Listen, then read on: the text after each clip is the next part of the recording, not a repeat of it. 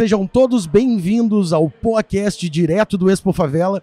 Eu estou recebendo aqui a voz das comunidades, o nosso querido Renê Silva, que vai contar um pouquinho dessa história de como foi sair de dentro do Morro do Adeus, lá no Complexo do Alemão, e ganhar o mundo levando as comunidades com voz. Renê, seja bem-vindo ao podcast. Muito obrigado, eu que fico honrado, Alexandre, de estar aqui com vocês, participando dentro da Expo Favela, aqui do Rio Grande do Sul. É uma honra muito grande a minha. Renê, me conta uma coisa, como é que nasceu isso? Como é que foi ter essa voz das comunidades? Como é que tu concebeu essa ideia, andando nas ruas lá e tendo a noção do que precisava? Conta pra nós, o que te provocou a isso? Olha, o Voz das Comunidades, ele nasce de uma inquietação minha, a partir do momento em que eu não me via sendo representado pelos grandes veículos de comunicação. Eu ligava a televisão, ligava o rádio, abria o jornal e nunca via a favela sendo representada da maneira como eu gostaria de ver. Sempre falava das mesmas coisas, sempre a pauta era a mesma. Mortes, tiroteios de violência, operações policiais, tráfico de drogas, juventude. E eu falei, cara, isso não é só a favela. A favela é muito mais do que isso. A favela é um lugar de potência. A favela é um lugar que a gente precisa investir, precisa plantar sementes ali dentro para que a gente possa florescer. Então essa minha inquietação ali com 11 anos de idade fez com que eu, ainda numa escola pública, lá no Rio de Janeiro, próximo dali do Complexo do Alemão, criasse um jornal para a comunidade. Dentro das escolas já existia um jornal, já existia uma rádio da escola criado pelos alunos, aquela coisa de grêmio estudantil, aqueles projetos sociais que aconteciam dentro da escola. E eu comecei a conversar com todo mundo falando assim, eu quero de alguma forma mostrar uma realidade da favela a partir do meu próprio olhar, a partir do que eu vejo, do que eu sinto que é a favela, e não só do que é mostrado pelos grandes veículos de comunicação. E foi aí que surgiu o Voz das Comunidades. Surgiu de um momento que eu estava muito inquieto, mas querendo fazer alguma coisa. O que eu posso fazer, como eu posso fazer? Eu falei, vou montar um jornal para dentro da minha comunidade. Mas como fazer um jornal com 11 anos de idade, morando na favela? 11 anos de idade, rapaz, que loucura! Como é que foi isso? Como é que foi tirar isso da cabeça e botar no papel, de fato? Esse foi o grande desafio, porque com 11 anos eu olhava assim para as outras crianças ao meu redor e via todo mundo brincando, todo mundo se divertindo, coisa de criança, obviamente. Mas eu comecei a perceber que outras crianças começaram a chegar perto de mim, porque eles viram que através do jornal muitos problemas sociais estavam sendo resolvidos. Então, esgoto a céu aberto, as ruas esburacadas, problemas de falta de iluminação pública, muitos problemas sociais da cidade como um todo começaram a ser resolvidos depois que eu comecei a falar no jornal. Então as crianças começaram a chegar. Mas era muito difícil, porque eu tô falando de 2005, no momento onde a internet ainda era mato, não existia quase nada, computador, a tecnologia de modo geral ainda era muito difícil. Caríssima, de difícil acesso. Caro, né? Então, tipo, era quase impossível. Meu primeiro acesso ao computador, à internet, de modo geral, para você ter uma noção, Alexandre, foi dentro da escola. A escola abriu as portas, assim, com a sala de informática. Eu entrei lá e falei, cara, aqui é um mundo. Eu pude conhecer melhor esse mundo tecnológico, da internet. E dali em diante, assim, meus olhos abriram, sabe? Minha mente abriu muito. E eu pude enxergar a favela de outra maneira. Eu pude fazer com que as pessoas também enxergassem, sabe? O que eu tava vendo ali. As pessoas vendo projetos sociais, projetos culturais, né? Muita coisa que já acontecia ali dentro, mas que ninguém falava sobre. Então eu comecei a falar e mostrar isso. Se sentindo escutada, né? É uma questão de trocar uma ideia e de eles poderem ter essa representação. A gente brinca que a gente tem os prefeitos de praça aqui em Porto Alegre, que fazem mais ou menos esse papel na sua praça. Então, quer dizer, tu começou como um subprefeito ali da região, falando dos problemas sociais diretamente, e tu fazia isso no papel? Como é que tu fazia esse papel? Como é que era esse material antes de chegar na internet? Exatamente. Sempre ele começou no papel, né? Ele começou com uma folha A4 dessa aqui, por exemplo, dobrada, uma coisa muito simples. Uma folha A4 dobrada, eram 4 páginas. E aí, com o passar do tempo, comerciantes locais começaram a falar, eu quero botar um anúncio. A procura pelo jornal foi tão grande que os comerciantes falaram, eu quero estar aí onde todo mundo quer ler, todo mundo quer saber das coisas da comunidade, então eu quero estar ali.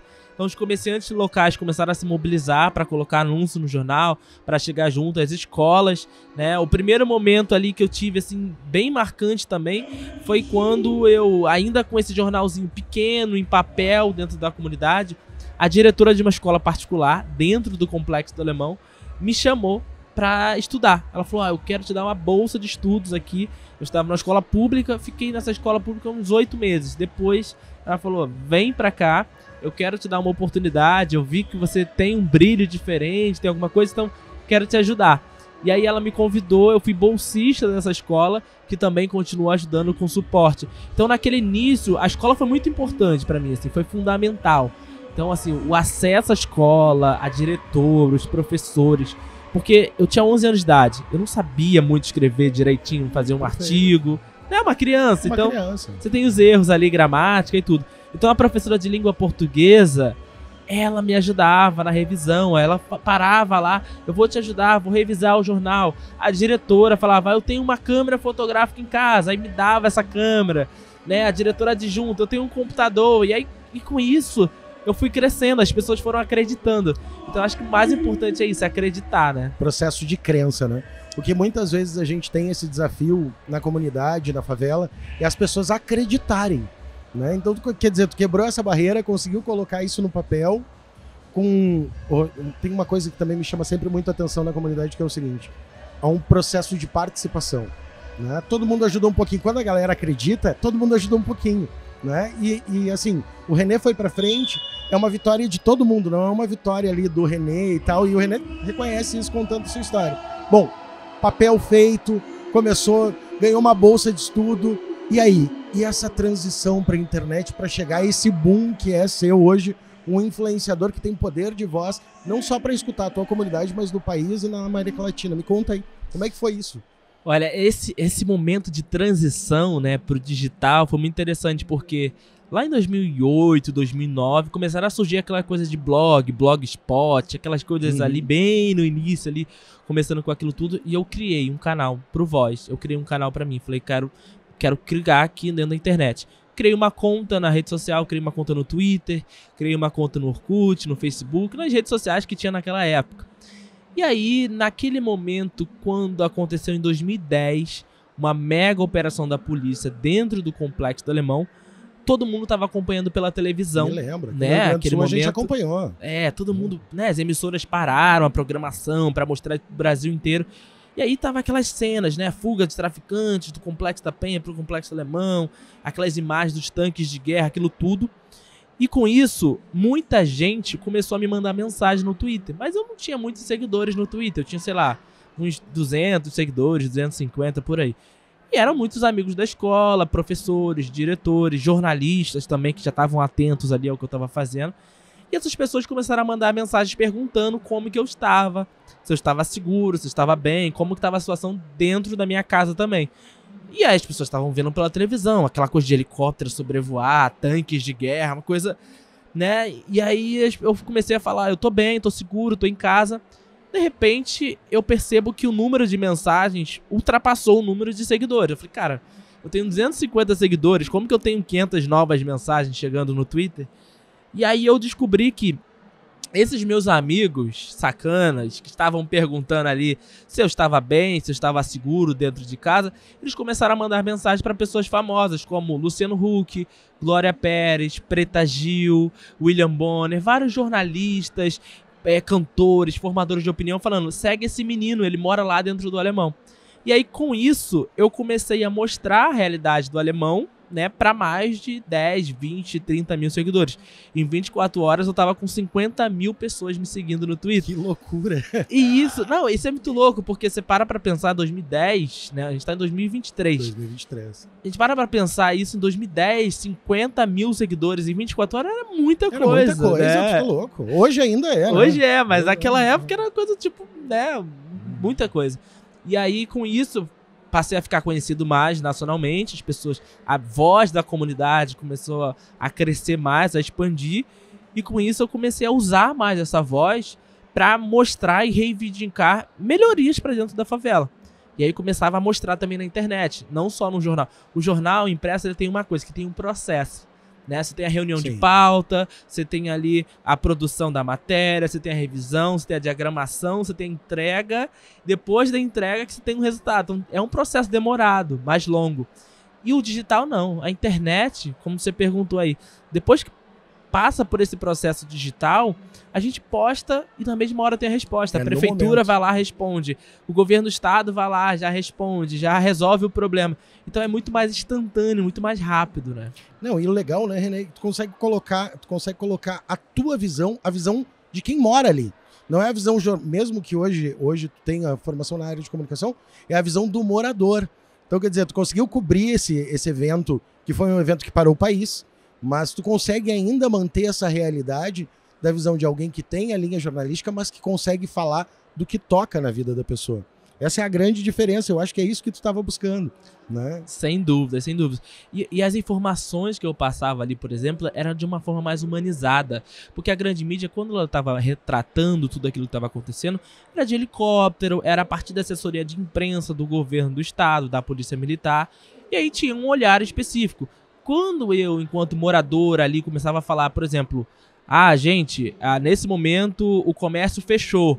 Eu passava informações que depois a grande mídia começava a falar, vi no Twitter do Renê, vi no Twitter do Voz da Comunidade que o comércio fechou, o mototáxi parou de funcionar, as escolas não estão mais funcionando, as pessoas que estavam voltando ao trabalho não estão conseguindo chegar em casa. Então, essas informações eram cruciais para os moradores de dentro da favela, né? o serviço, e para quem estava de fora podia ter um olhar mais próximo, podia acompanhar essa guerra, como a gente acompanha hoje as guerras que acontecem fora do Brasil, em vários lugares do mundo, em tempo real, né, com pessoas botando vídeos, botando textos no Twitter, nas redes sociais. Eu tava fazendo esse papel lá em 2010, mostrando um pouco dessa realidade. Você tava com quantos anos, Fernando? Nessa época eu tinha 17 anos, tinha acabado de fazer. Já era um moleque crescido já era um adolescente para homem, 17 anos. E, René, depois que passamos isso, depois que tu construiu, como é que tem sido esse trabalho? Como é que tem sido o cara que apostou em ti lá no começo, aquele o cara que pagava o anúncio no jornal? Como é que tem sido esse acompanhamento? Hoje tu é uma figura pública nacional, tenho certeza que tu ainda mantém essa relação lá.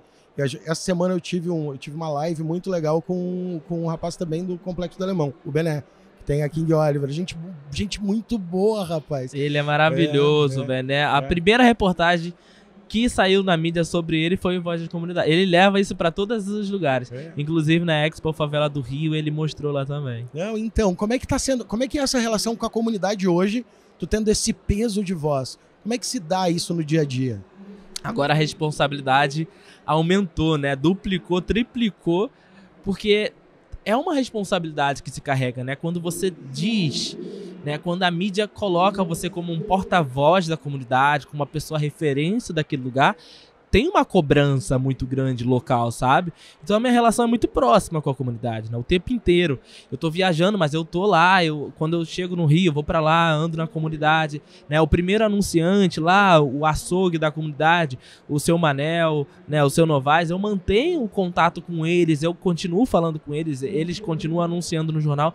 Então essa relação que a gente construiu ao longo dos anos, ao longo desses 18 anos de Voz das Comunidades, mostra que é uma potência muito grande e que pode crescer ainda muito mais, ainda pode expandir para outros lugares também.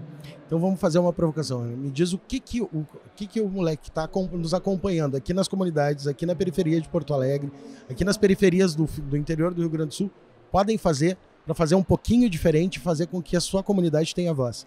Boa, excelente. Você jovem, você adolescente, criança, eu comecei com 11 anos, então você também pode começar criança, não importa a idade. Mas você que quer fazer alguma coisa para ajudar a sua comunidade ao seu redor, né? Não seguir um caminho da criminalidade, seguindo um caminho, né, digno, um caminho de melhoras para sua própria comunidade, para sua vida, para a vida da sua família.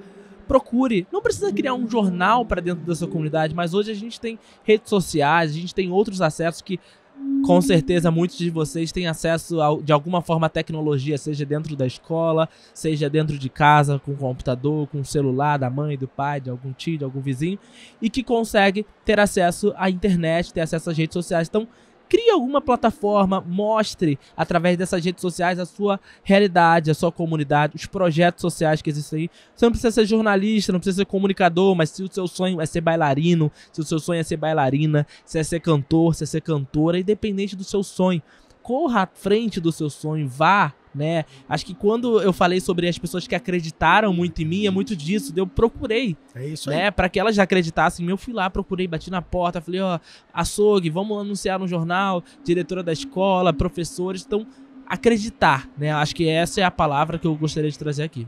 E eu acho que é isso que o Expo traz para nós, né? O poder da crença. Porque a gente pode acreditar que a comunidade tem força, que a favela tem força, que a favela é potência e que a favela vence todos os dias. Renê, foi um privilégio estar te recebendo aqui. Baita papo. Espero que a gente se encontre outras vezes. Tu ganhou um seguidor há poucos dias, eu não conhecia ainda o Vozes. Eu me apaixonei porque eu sou um menino que venho de comunidade também. Tem essa maior cara de playboy, mas vindo. E é muito legal saber que a gente está fazendo essas pequenas revoluções para mostrar que a favela é poder, a favela é potência e que não é tudo que em 2010 foi retratado.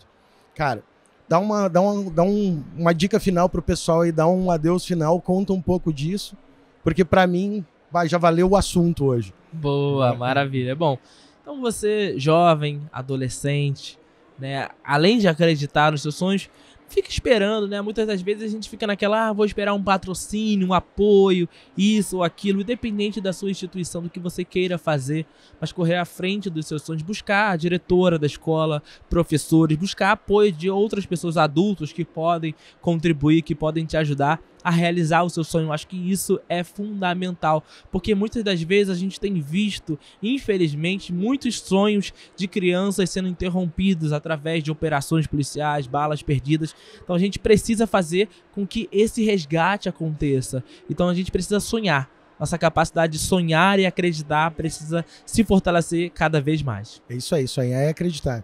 Gente, foi um privilégio estar recebendo todos vocês. Vocês viram uma coisa que o Renê falou que foi muito importante.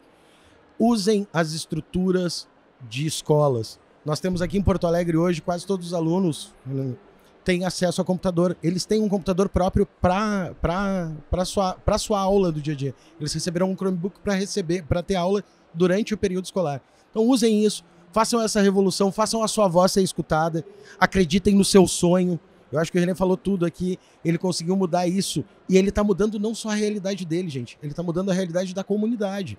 Ele conseguiu fazer com que a comunidade tivesse maior acesso a serviços por isso. Então, vão aproveitar isso. O Renê fica nas redes sociais, segue lá ele. Ó, vocês vão gostar, tem muito material bacana. Renê, mais uma vez, obrigado. Bem-vindo ao PoaCast, bem-vindo a Porto Alegre. Quando quiser voltar, a casa é tua. Muito obrigado. Gratidão pelo espaço para compartilhar um pouquinho dessa história também. Obrigado. Valeu.